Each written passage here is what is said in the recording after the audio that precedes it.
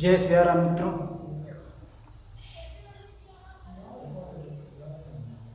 लोकाभिरामं रणरंगधीरं राजीवनेत्रं रघुवंशनाथं कारुण्यरूपं करुणाकरं तं श्रीरामचन्द्रं शरणं प्रपद्ये। मनोजवं मारुततुल्यवेगं जितेन्द्रियं बुद्धिमतां वरिष्ठं वातात्मजं श्रीरामदूतं शरणं प्रपद्ये। भवानी शंकरो वंदे श्रद्धा विश्वासरूपिणो याभ्यां विना न पश्यन्ति सिद्धा शान्तः स्तमीश्वरम्।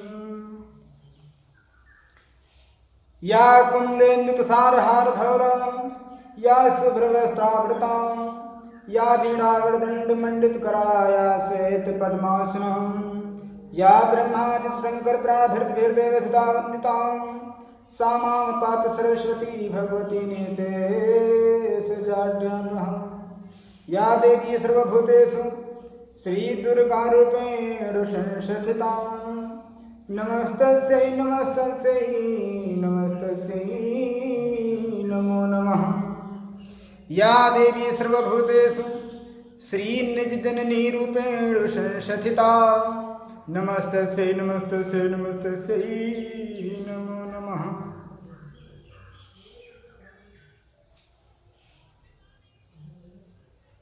एक बार की बात है, श्री वेदव्यास जी बहुत ही चिंतामग्न बैठे हुए हैं। अचानक एक दिन देवर्षि नारद जी का आगमन होता है। जब देवर्षि नारद जी ने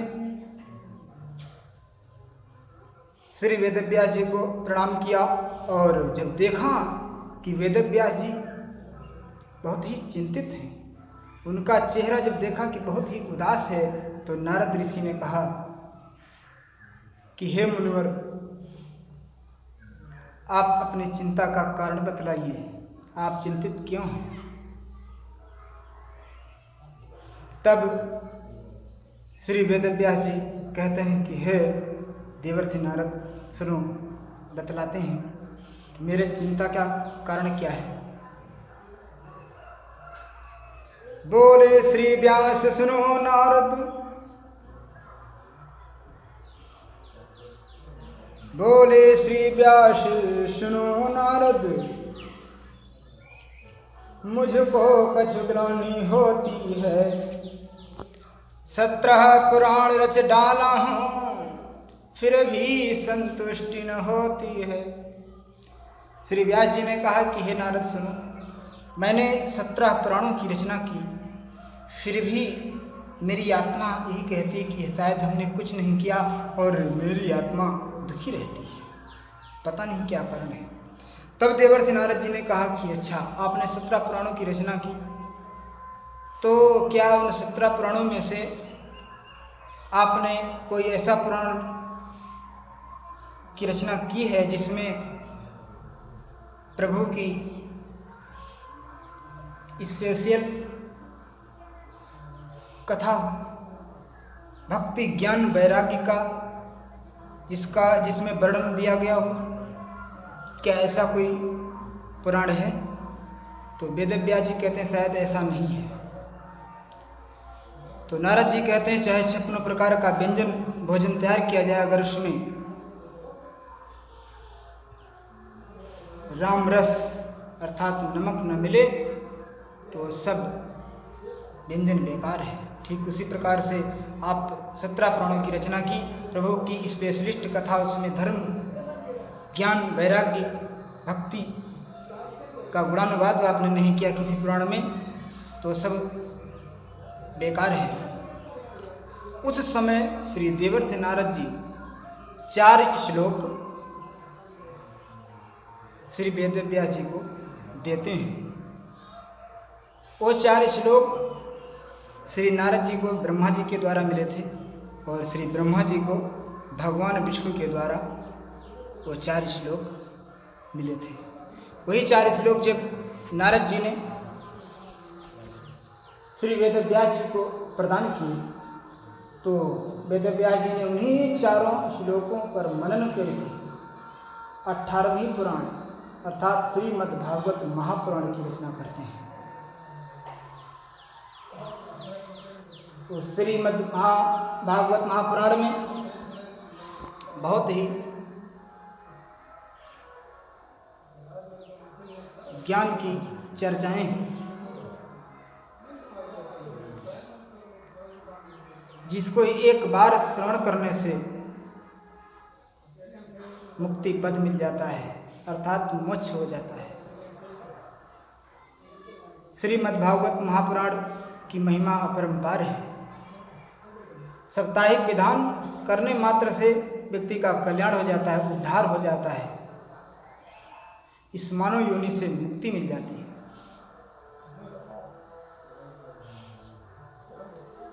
उस कथा को श्री सुखदेव जी महाराज ने जब राजा परीक्षित को सुनाया था साप्ताहिक विधान, तब श्री राजा परीक्षित जी को लेने के लिए विमान आया था और इस प्रकार से राजा परीक्षित का उद्धार होता है। और उसी श्रीमद्भागवत महापुराण की कथा सनकादिक ऋषियों ने भक्ति ज्ञान वैराग्य के लिए सुनाई, तो ज्ञान और वैराग्य का भी बुढ़ापा दूर हो जाता है।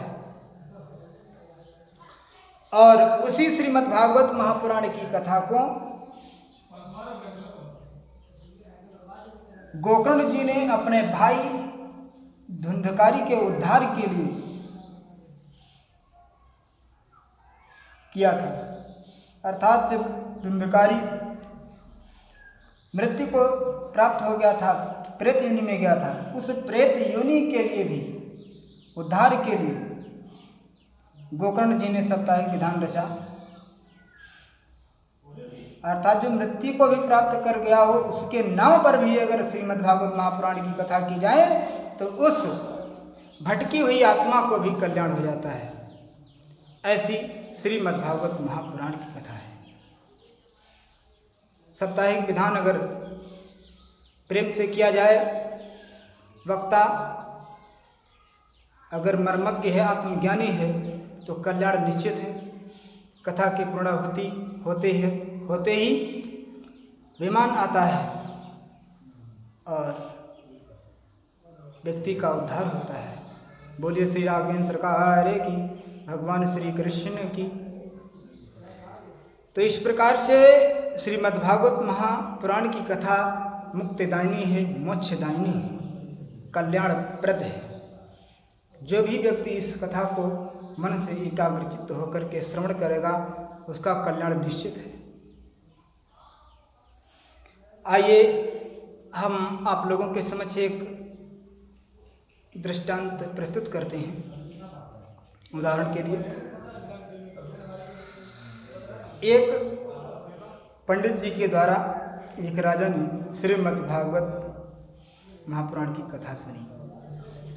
जब कथा पूर्ण होती हुई तो राजा ने कहा कि पंडित जी, अभी कथा समाप्त हुई और तो विमान आया नहीं। तब उस पंडित जी ने कहा कि शायद हो सकता है आपके कथा सुनने में कोई त्रुटि रह गई, कमी आ गई, इसलिए हो सकता है वो विमान नहीं आया। अब आप दूसरी बार कथा करवाइए तो विमान निश्चित आएगा आपको लेने के लिए। तो राजा ने सोचा कि कोई बात नहीं, चलो दोबारा कर लेते हैं। फिर से दोबारा किया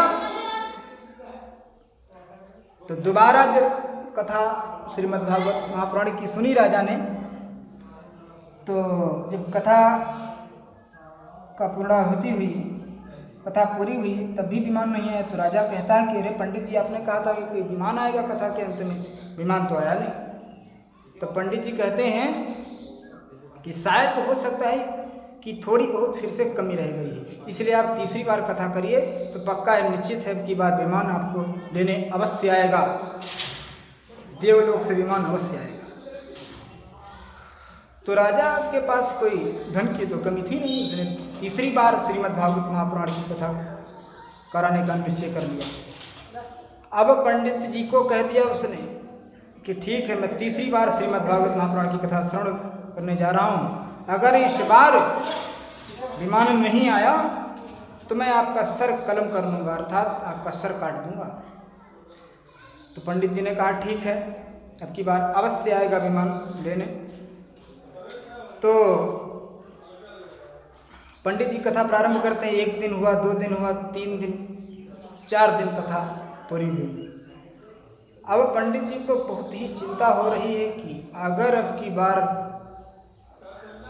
कथा पूरी होने के बाद विमान अगर नहीं आया तो राजा मेरा सर काट लेगा, क्योंकि वो पहले ही से कह दिया है कि अगर विमान नहीं आया तो मैं आपका सर काट लूँगा। तो उन पंडित जी को बहुत ही दुख हो रहा है, बहुत ही चिंता हो रही है।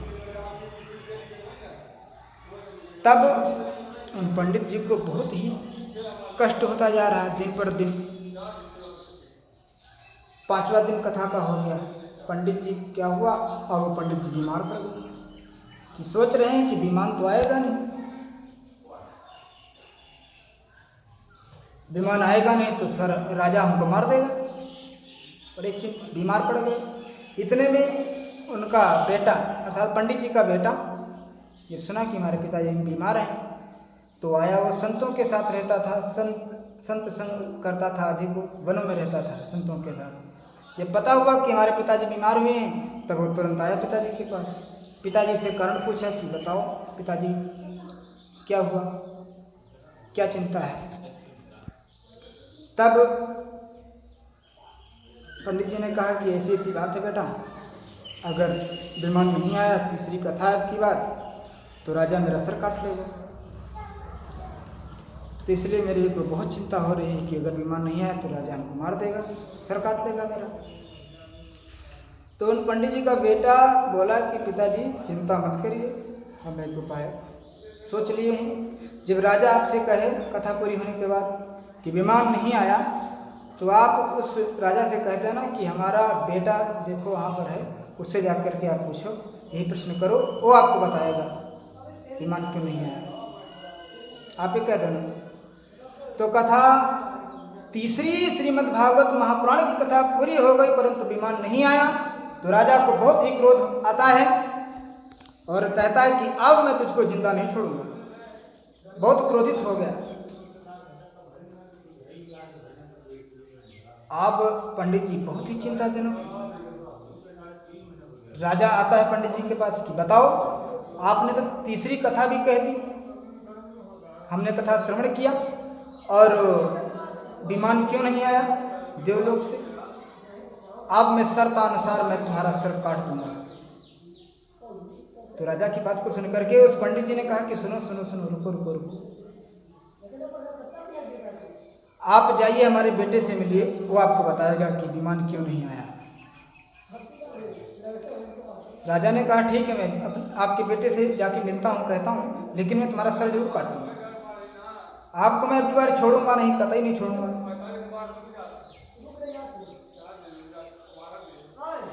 तो राजा वो पंडित जी के बेटे के पास गया, सारी समस्या बताया। पंडित जी का बेटा राजा को लेकर उस पंडित जी के पास आया, अर्थात अपने पिताजी के पास आया और बोला कि चलो, दोनों को साथ में लिया और बोला कि एक एक रस्सी ले लो दोनों लोग। एक रस्सी पंडित लेते हैं, एक रस्सी राजा, और दोनों को ले जाकर के जंगल में खड़ा कर देता है। एक रस्सी से एक पेड़ में एक राजा को बांध देता है और कुछ दूरी पे दूसरे पेड़ में पंडित जी को, अपने पिताजी को बांध देता है। एक पेड़ में राजा को बांध दिया, एक पेड़ में पंडित जी को बांध दिया। अब राजा से कहता है कि आप इनको खोल दीजिए, आप पंडित जी को खोल दो। तो राजा कहता है कि मैं स्वयं बंधा हूं, आप हमको खोल दें तब मैं पंडित जी को खोलूं। राजा कहता कि जब हम बंधे हैं तो मैं दूसरे को कैसे खोल सकता हूं, पहले आप हमको खोलें तब मैं उनको खोलूं। फिर वही प्रश्न अपने पिता पंडित जी से, पंडित जी का बेटा कहता है कि राजा को खोलिए। तो पंडित जी कहते हैं कि अरे पुत्र, एक ऐसी अनर्गल बात कर रहे हो आप, मैं जब बंधा हूँ पेड़ में तो मैं दूसरे को कैसे खोल सकता हूँ। फिर वो राजा से कहता है कि हे राजा जी, आप पंडित जी को खोलिए। तो राजा कहते हैं कि मैं कैसे खोल दूँ, मैं बंधन में बंधा हुआ हूँ, कोई हमको पहले खोले उसके बाद में खोल सकता हूँ। तब उस पंडित के बेटे ने कहा, ठीक इसी प्रकार से जब आप एक दूसरे को खोल नहीं सकते, अर्थात जब स्वयं आप बंधन मुक्त नहीं हैं, तो दूसरे को बंधन मुक्त कैसे कर सकते हैं। ठीक इसी प्रकार से जो स्वयं बंधन मुक्त नहीं है वो दूसरे को बंधन मुक्त कैसे कर सकता है। जो जिस व्यक्ति को स्वयं ज्ञान नहीं है और दूसरे को ज्ञान क्या बता सकता है, क्या ज्ञान बांट सकता है। जो स्वयं अज्ञानी है वो दूसरे को ज्ञान क्या दे सकता है। इसलिए गोस्वामी जी भी कहते हैं, बिनु सत्संग विवेक न होई, राम कृपा बिनु सुलभ न सोई। बिना सत्संग के विवेक नहीं हो सकता है और वो सत्संग बिना प्रभु की कृपा के सुलभ नहीं हो सकता है। तो इसलिए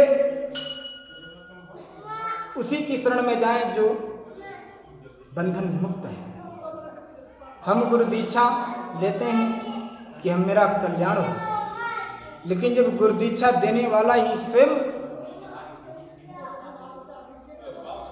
बंधन मुक्त नहीं है, बंधन में फंसा हुआ है, और दूसरे का बंधन कैसे खोल सकता है। गुरुर् ब्रह्मा गुरुर्विष्णु गुरुर्देव महेश्वरः, गुरु साक्षात परम ब्रह्म तस्मै श्री गुरुवे नमः। जो स्वयं बंधन मुक्त है वो हमको बंधन मुक्त कर सकता है। जो स्वयं बंधन में फंसा हुआ है तो दूसरे को बंधन मुक्त कैसे कर सकता है। जो आत्मज्ञानी है, जिसने आत्म साक्षात्कार किया है, वही दूसरे का कल्याण कर सकता है।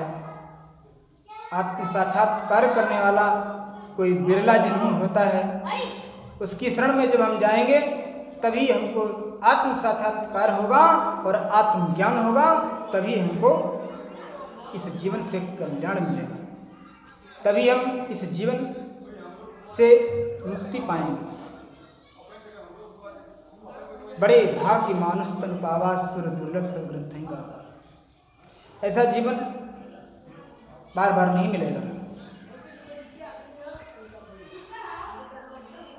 जय सिया राम मित्रों, एक बार प्रेम से बोले श्री राघवेंद्र सरकार की, श्री ब्रह्म सच्चिदानंद की, श्री हनुमान जी महाराज की, आदिशक्ति माँ भगवती की, जय जय श्री सीताराम महाराज की।